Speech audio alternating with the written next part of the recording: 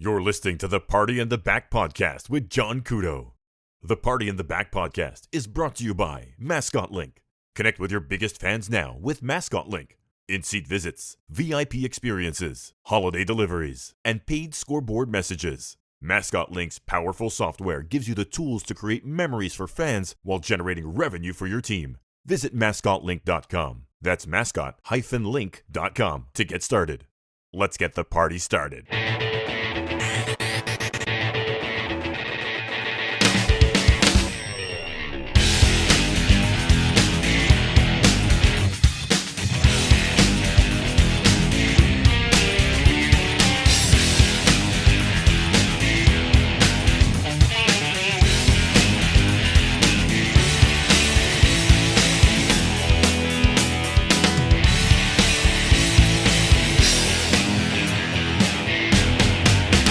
Welcome to the Party in the Back podcast. If sports marketing was a mullet, the business in the front would be forecasting budgets and measuring ROI, but the party in the back of that mullet would be mascot beatdowns, players creating memories, and culture nights that connect your fans and your team. And we are here for that fun side of sports marketing on the Party in the Back. I'm your host, John Kudo, and we're pulling back the curtain on how the most memorable game day moments are made. For more than 35 years, I've been immersed in the world of sports presentation. From mascot performance to producing large-scale events, I've worked at the intersection of strategy and spectacle. I bring experience from college to the NBA and with global brands like Nike and WWE. Now, I'm focused on shaping the systems, content, and a community that bring fan experiences to life at GameOps.com. We are a hub for tools, ideas, and conversations in that game operations world. On this monthly podcast, we talk about the people building the fun side of sports, like fan activation, stadium storytelling, and creating lasting memories for fans. And rarely have I been so excited about a podcast as I am this month to kick off the new year. Now, I found a clip of what is among my favorite mascot skits ever about a month ago. I had heard of it, but I had never seen the video. I stumbled on it, and I knew I wanted to talk about it. It's a pregame skit from the Phoenix Suns Gorilla. Now, I thought of calling up Bob Wolf, who was the man in the monkey suit that night, but then I thought, hey, this skit stars NBA center and mascot menace Robin Lopez. And I thought, hey, I know Robin Lopez. Let's see if he'll talk about it. And talk about his entire career of being a mascot menace. Lo and behold, he agreed. It's an awesome conversation with Rolo, and it's coming up next. Don't forget to check out the homepage on GameOps.com. We have Cultural Heritage Night. They're not just ticket drivers, they're community builders. From Jewish heritage ice nights to Latino celebrations at ballparks, teams across baseball, hockey, basketball, and football are turning culture into connection and game nights into meaningful experiences. Plus, we have a checklist on how to build these engagements for better heritage celebrations. We have imprinted items, interviews with industry leaders and huddle calls, the water cooler, and more. You'll find it all on our homepage. But I cannot wait any longer. I'm too excited. Let's get this party started with Robin Lopez.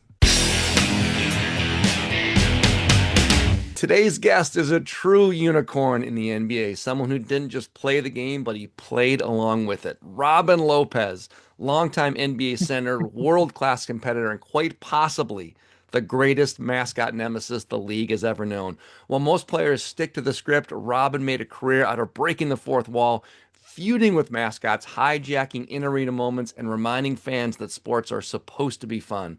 Beyond all the viral clips and the sideline chaos, Robin is a thoughtful, well-spoken veteran who understands the power of entertainment, character, and storyline telling in sports. His willingness to lean into the absurd helped create some of the most memorable moments and genuinely joyful moments in modern NBA arenas. Today, we're going to dive into that mindset behind those moments, what it's like to be that guy in the building, and why embracing the fun side of sports matters more than ever. Please welcome to the Party in the Back, our friend Robin Lopez. Welcome, Robin. How you doing, Sean? What's up? Hey, it's so great that you joined us. We'll get to it in a second, but I found this clip online. It's one of my favorite skits ever. We'll talk about it a little bit with the gorilla. And I remember thinking to myself, like, should I get, Bob Wolf, the iconic gorilla? Should I get Mhm. Bob to talk about it? Should I have our friend Rob Wycall, the old San Antonio Spurs? He's on our podcast often. I'm like, maybe you can talk about it. I'm like, you know what?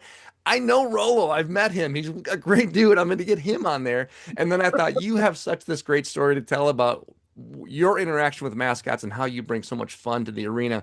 Mhm. So I wanted to dive in. So welcome. I'm so glad you're here.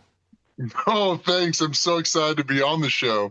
Those are the exact kind of questions I look forward to hearing. I love it. So I gotta tell you, I read somewhere as I do, I do deep research on all this. I Of read somewhere course. that your feuds with the mascots started when you were a child. Is this a true story?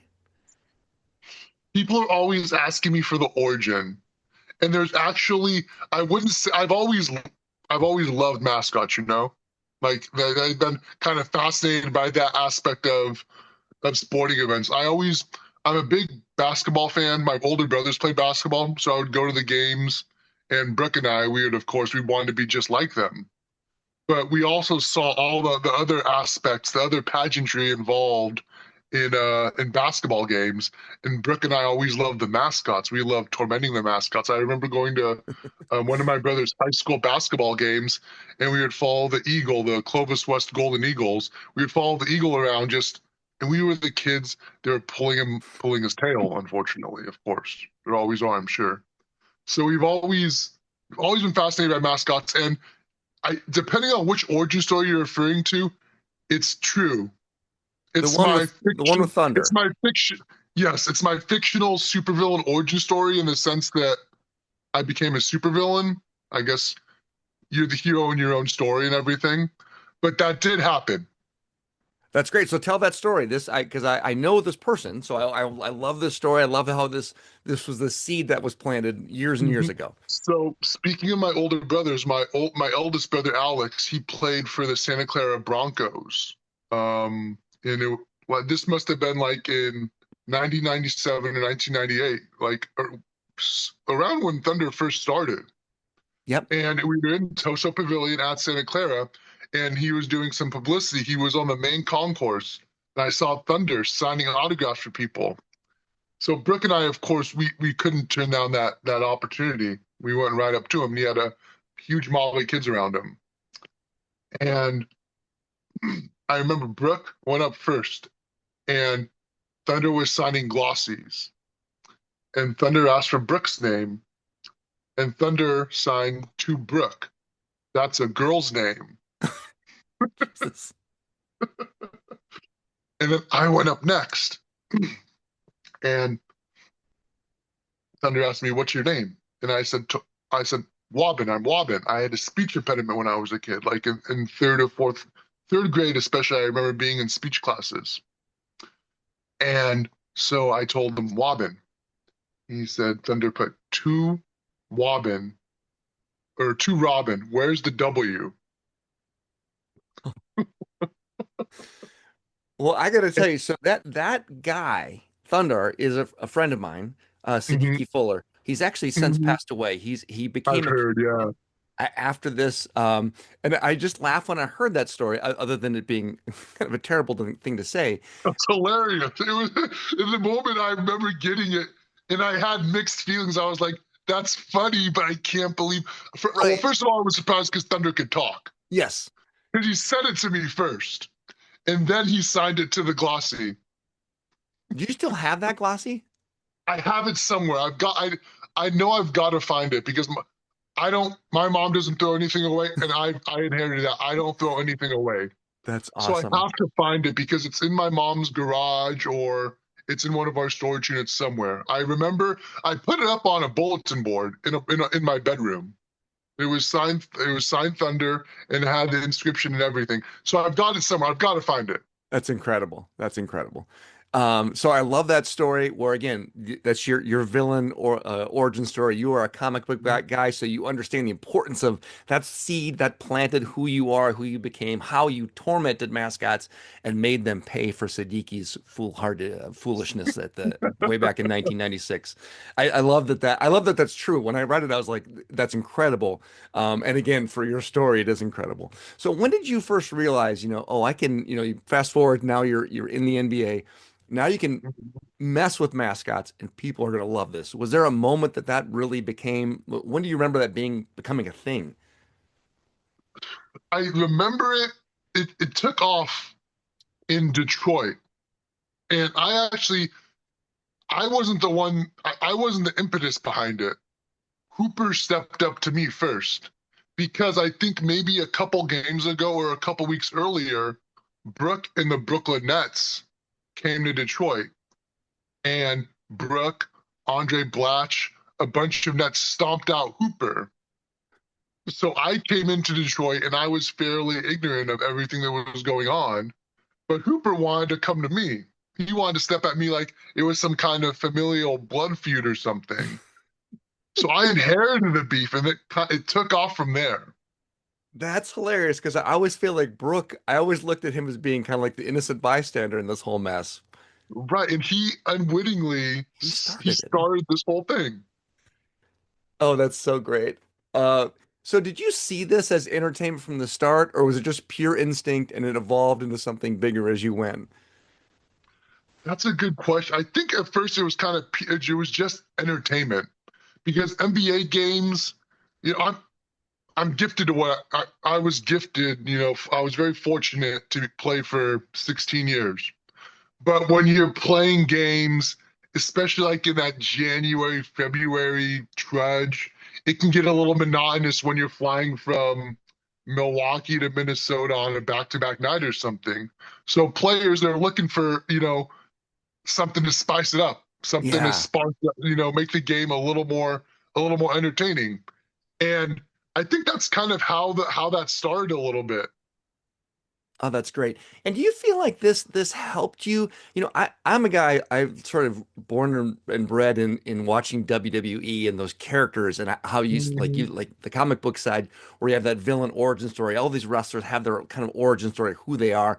And I love that when it crossed over into sports. And like when I was a kid, there was a guy named Al Habrowski, the Mad Hungarian, who it was part of his persona. It wasn't like it was a gimmick, yes, but it was also it kind of like fueled him. He was a relief pitcher. He would get Mhm. all psyched up. He'd slam the ball in the mitt. And he'd like stomp out to the mound. But Mhm. it was a bit, but also it helped him. It kind of psyched him up. Did you find that this helped you as a player kind of build into like get you into the mindset to get ready to compete? I do think so. I think it kind of helped me figure out like my place in the league a little bit. Mm, Like I came in to a very veteran Phoenix Suns team, and so I was, playing maybe every other night. I was playing a few minutes some nights. If Shaq was out, I'd play, 17 to 20 minutes a game or something. But I got injured in my second year, and my next couple years I was kind of a little uncertain of what I was supposed to do on the floor. I played for a crummy New Orleans Hornets team. I think anybody on the team will tell you that. We got the number one draft pick the previous year and we got Anthony Davis's rookie year. It was invaluable experience. Um, but I think coming into Portland, everything kind of congealed with that Portland team. I had been in the league for a few years. And this is also when the mascot feud kind of took off. So on the basketball side of things with Portland, I'm playing with, Damian Lillard in his second year, LaMarcus Aldridge, Wesley Matthews, Nick Batum. I'm kind of figuring things out a little more there. But on the same time, I've got this mascot thing going on before every game. And it's kind of fun, I'm finding that rhythm a little bit, you know what I mean? yeah. So I definitely think that once that definitely helped me set my mindset. Go out there, take care of the mascot, and then get to business on the floor. For sure, for sure. So how did you just mentioned like the who's who, you have some basketball 75 guys in there, the NBA 75 guys in there, Shaq and Damian Lillard. Yeah. How are your teammates responding to this? They just, I mean, obviously they know you as a person really well.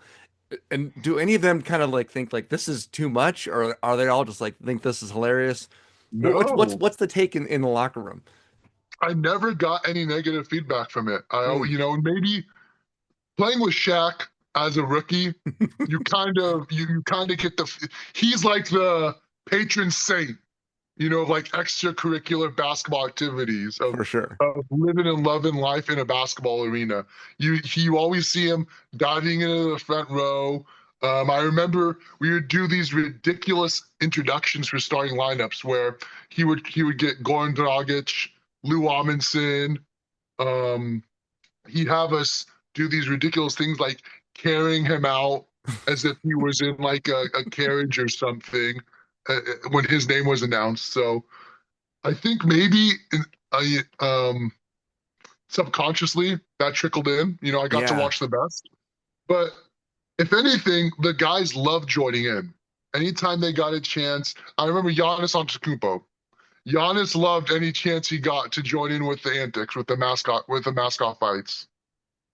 I think it just kind of built team camaraderie. For sure. Realistically, it was something that it was something we all laughed about. We were all looking forward to. I think even the players sometimes they were like, what's going to happen tonight? What's going on?" I love it. The Milwaukee clips are great because you can tell Giannis is kind of chomping at the bit, kind of almost like looking around, like when are they coming for Robin so I can jump in? Those are classic moments. Absolutely, that's such showman in Giannis. Yeah, He's absolutely looking for his entrance, his cue. I love it. Do you have are there any times where you had like a rookie who kind of didn't know the gimmick and we're like, what the hell's going on here? Uh, not not that I can think of. That's an excellent question. I I almost want to say like it wasn't like Michael Jackson famous or anything, but I think people were aware my reputation preceded me. Sure.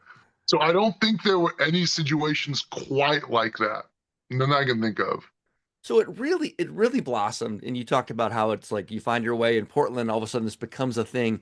And so then mascots and the game operations teams are starting to come to you Mhm. beforehand, saying kind of queuing you up like this is what we have in Yeah. mind. And Mhm. you, as I know from experience, you were kind of open to anything really. You had experience in Atlanta, I believe. You actually filmed a bit where it's like you're filming stuff before the game even. You want to talk about that? That was my favorite, I think, mascot just because it was clever, it was well thought out, and it was perfect timing and everything.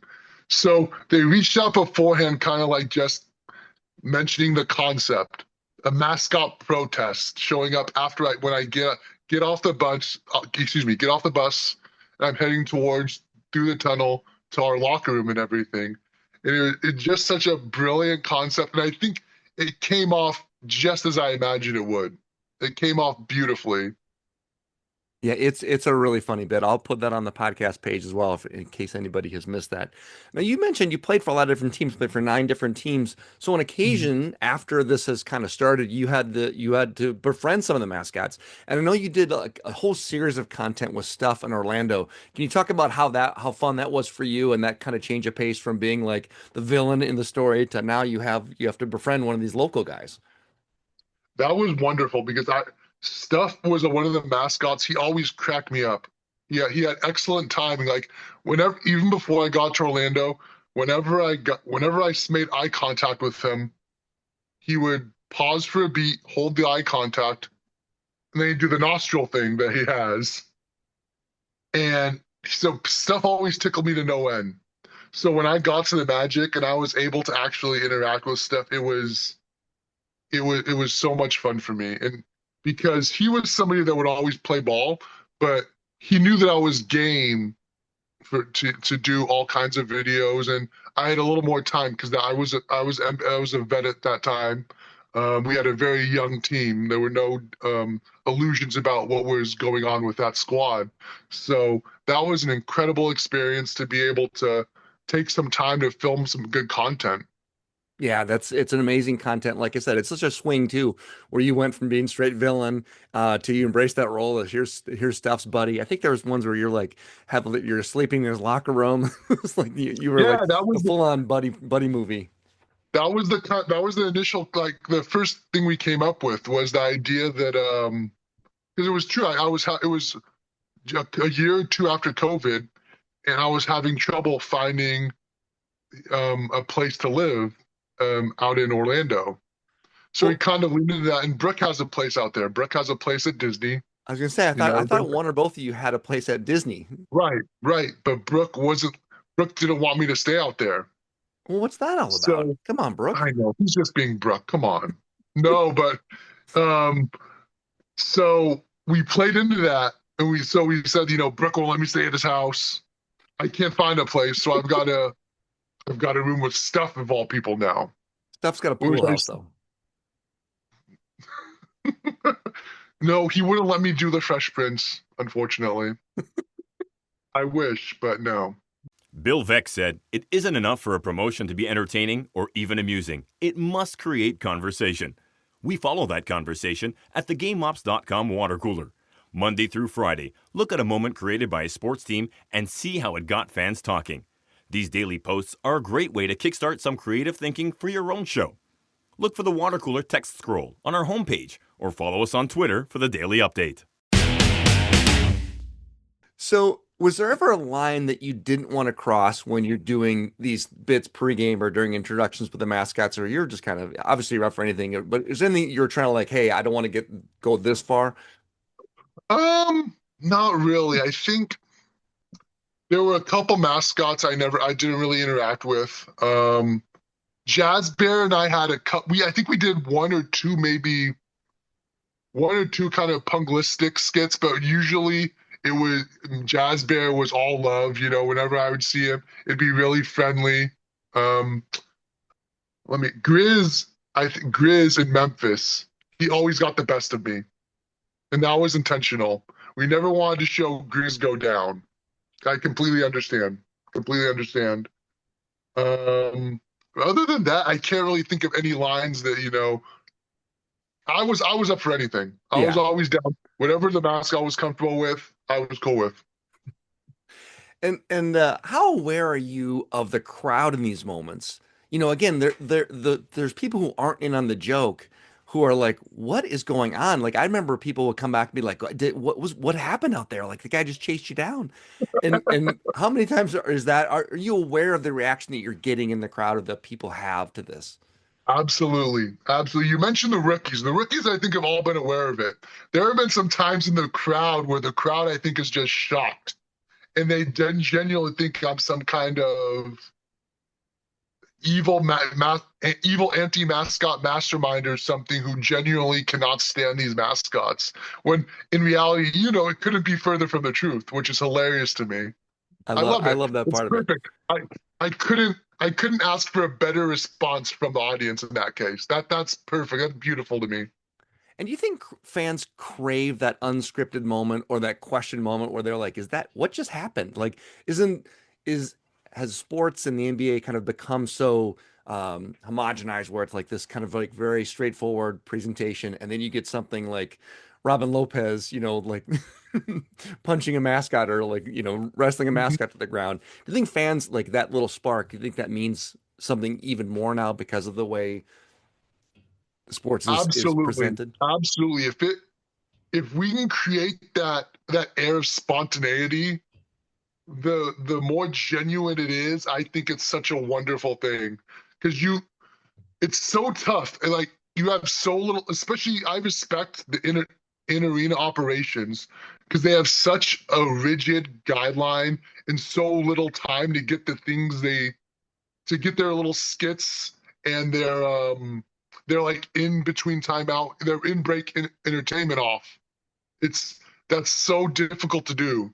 So if we can create like that appearance that it's completely spontaneous, it's completely natural, I think that's a wonderful thing. Those are always the best to me. It's funny now, like I enjoy watching basketball, but that's kind of what my eye always tracks to. Even I told you, even as a kid, it kind of did a little bit. But that's always the stuff my eye is attracted to when I'm at a game. That's great. I love that it started so young when you were so young, and that's what you look for. Obviously, you're a basketball guy through and through, but like you had an eye for something else that was going on there. Oh, always. So if a young player, like you said, you got to be, you're 5, 8 years in your career, you're having these moments. If a young player asked you, like, is this okay? You can always kind of tell, like, there's rookies who are a little timid about the interactions or about kind of like what's strictly business. What would you tell them? Oh yeah, I probably would lean in a little bit to, they shouldn't even be on the floor. Mascots, they're trying to hog the spotlight. Well, absolutely. I will let them know it's definitely okay. And I think eventually I would let them, if they were that confused, we talked a little bit before, and so we've hatched this all out, so it's all good. Yeah. It's great. So I did want to talk to you a little bit. This is, like I said, the impetus for me wanting to talk about this particular skit and having you on, which is this is Mhm. amazing. But the Phoenix Suns gorilla had what is one of my favorite skits ever, and if not my favorite, where he brings you out. This is done pregame. You talked about those windows. Mhm. They are really tight windows, and I the fact that you started doing this during pregame, where there's a little bit more time and a little bit more time to let things marinate and kind of set up, which I really liked.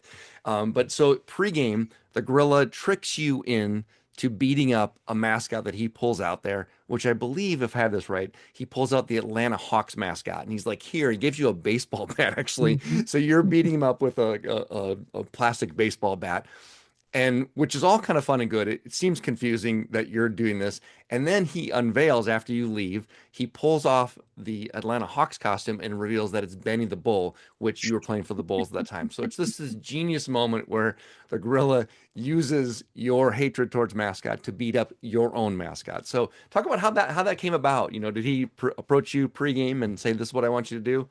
So that you're in on the whole thing? See, so this is kind of like the beautiful you talk about those pregame interactions. The mascots would tell me little bits, and sometimes they'd say there's a little twist, and sometimes they wouldn't even say that there's a little twist. I would just this is how it's going to start, and we'll see, and you'll see how it ends, I which I love it. think is perfect. It's Did perfect. you know? Did you know that No, no, I that's had no idea. that's amazing. And then so what's your response after it happens and you're like, I Mhm. just beat up my own Oh mascot. my God. I look. I've only taken one improv class in my career. I took one improv, so I can do yes and, but that's about it. Sure. But no, that was beautiful. I was horrified because Benny at that point Benny at that point became my boy. Sure. He was one of the most nefarious mascots pre me joining the Chicago Bulls, but at that time he was my brother. And you just beat up your brother. I know it hurt. So let's talk Heartbreaking. about your theater. I do know that you took some theater. Was it Stanford or in high school? Stanford, Stanford. Look at that, like college level theatrics. Any shows that you or characters that you did? I could never find enough time to do a serious play, a seriously like all serious on stage play, just because I was too time consuming with basketball. Yeah. But I was able to do something that was a little more of a lark. It was called Gaieties, and it was put on the week of big game, the rivalry game between Stanford and Cal every year, and I did that for 2 years. So you got some theater chops in you. That's good. I got minor theater shops. I've got theater appetizers or You something. can run with it. You know what I mean? That's kind of pre-internet days. Nobody's gonna go back and say like, wait a minute, he didn't have a big role in that. He played a tree in the background, which at Stanford is actually kind of a big role, I That's guess. perfect. Right.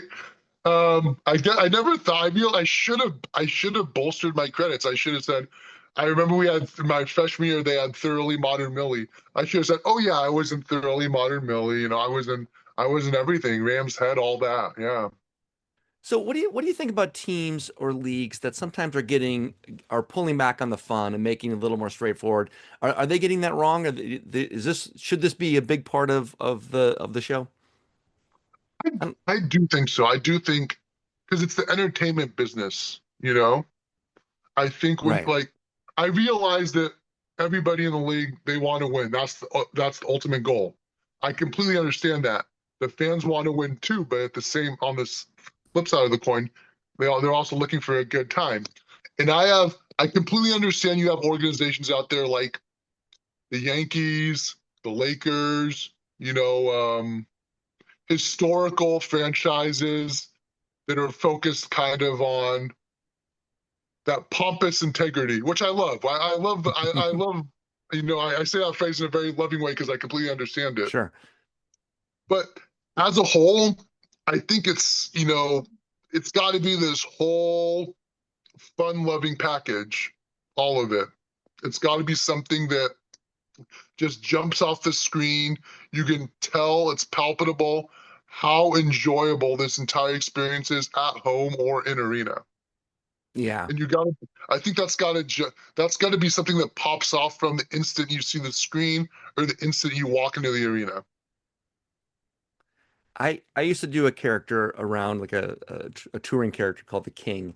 And what I would tell teams is like, you're going to go in and play a game. You don't know how that's going to end. This one, you know you're going to win. It's going to be the King against your mascot, and you are going to win. You're in control of that Mm-hmm. story. And I always think Mm-hmm. about that when teams get nervous, they get a little uptight, like, well, I'm not sure how this is going to go. I'm like, I do. I know you're going to win this one. And Mm-hmm. so it's the story, like it's that theatrical programming that you know the ending is. And I think that's where teams can lean into this a little bit more because they control that story, which I think is important. That's an excellent point. That's an excellent point. I mean, it's when you control the narrative, there are going to be nights out there where you put on the same show and it bombs. But there are going to be nights where you put on that exact same show and it just slays.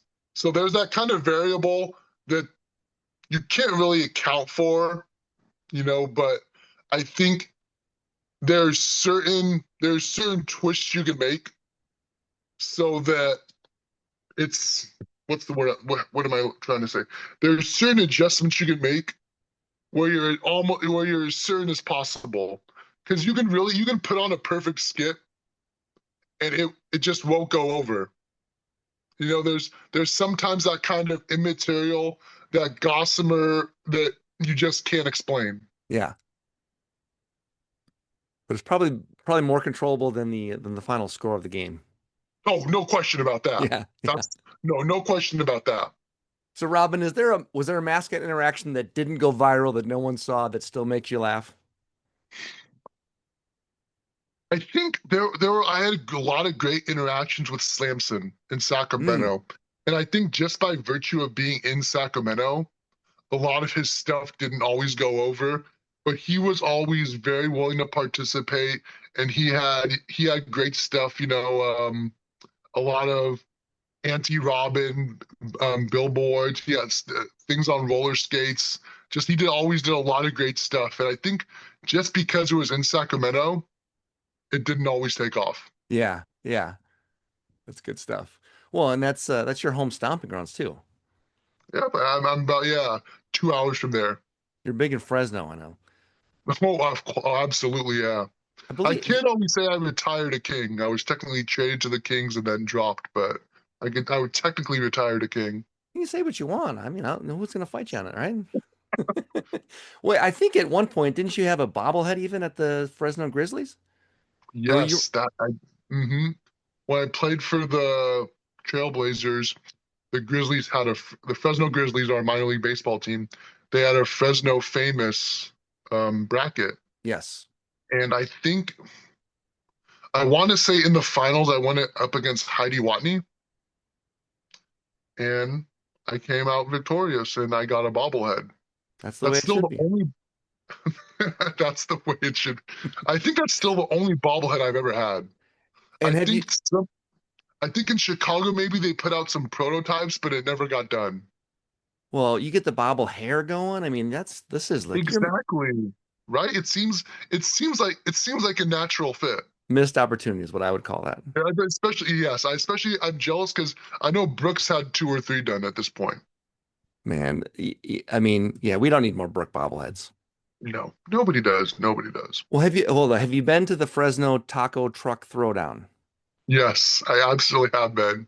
There you go. That's been an award winner on our site, so I know that that's a good one. That's always an amazing time. I always go there with a buddy. I see Parker, the Grizzlies mascot, every Parker's time. great. Yeah, I'm but assuming too that you could probably put down your share of tacos. absolutely, no question about it. And because now, especially from the trucks, they make them in like snack size. I feel like so you don't want to just order one. You've got to order 5 tacos or something. Dust those off, go back for seconds, dust those off. Come back in an inning and a half. They do it the right way. They do it perfectly for me. I love it. I love it. Robin, this has been a total blast. Thanks for pulling back the curtain on the fun and the joy that you brought to all the NBA fans. You gave fans and the people creating those experiences a whole new way to think about what's possible. I know here at GameOps.com, we're all about producing those memorable moments in sports, and few have done it better than you. I did have the privilege of sharing the court with you and getting knocked to the floor, and I may have ripped off your tearaway pants during the anthem, and it was always a blast. It's great to see your hard work as a player up close, and it was always really visible and easy to see that you were widely regarded as one of the best teammates in the game. So, and of course, you always will be in my top 2 rankings for Lopez brothers. So, I appreciate you catching up with us and sharing the story of your villain birth. Your villain origin story. And you can catch Robin Lopez as a regular analyst and personality on NBA TV's The Association, where he discusses NBA news, players' games, makes some predictions, and he perpetuates that hatred for mascots. So the story continues. Robin, thank you so much. No, thank you. And I gotta say, I get a lot of attention for the mascot stuff because I don't have a mask on. People know it's Robin Lopez, but you guys, you always come up with such wonderful ideas, always executing the ideas perfectly. I love what you guys do. So I want to make sure you get some shine, now that we're talking one-on-one on a form like this. So thank you for everything you've done. I've loved it. I've loved it. Don't miss the daily water cooler on GameOps.com. Every weekday we post a promotion, theme night, giveaway, or an activation that got people talking. Last month, we added over 20 water cooler posts. It's so important that we have a big water cooler graphic on every page so you can join the conversation. Last month at the water cooler, we looked at Hanukkah hype from the Columbus Blue Jackets, Ref Appreciation Night in Flint, Pumpin' Gas in Sacramento, a scoreboard gecko who hypes up Bruins fans, and Emo Night in Milwaukee. Everything people are talking about at the water cooler Monday through Friday at GameOps.com. Now that's a wrap for the January 2026 edition of the Party in the Back podcast on GameOps.com. Thank you for listening. Keep an eye out on the homepage, plus Twitter, plus Instagram. For new content every week, I encourage you to visit our homepage for the latest ideas, inspirations, and tools to make your show shine. Big thanks to everyone who listens, reads, and supports us here at GameOps.com, and thank you for spreading the word about the podcast. Do us a favor, if you're on Instagram, give us a follow at GameOps.com, all spelled out, GameOpsDotcom, and Mascot Link. We're posting and reposting a ton of fun GameOps content, plus some of those VIP fan experiences from the top mascots in sports. Huge thanks to our producer, the very excellent Chad Gephardt, and thank you for joining us. We'll be back next month on the Party in the Back with more talk and analysis about that fun side of sports marketing. For my guests, the great Robin Lopez, shouts out to Brook Lopez, Giannis Antetokounmpo, and Vanessa Nygaard. This is John Kudo saying Happy New Year and signing off. But please, let's keep the party going.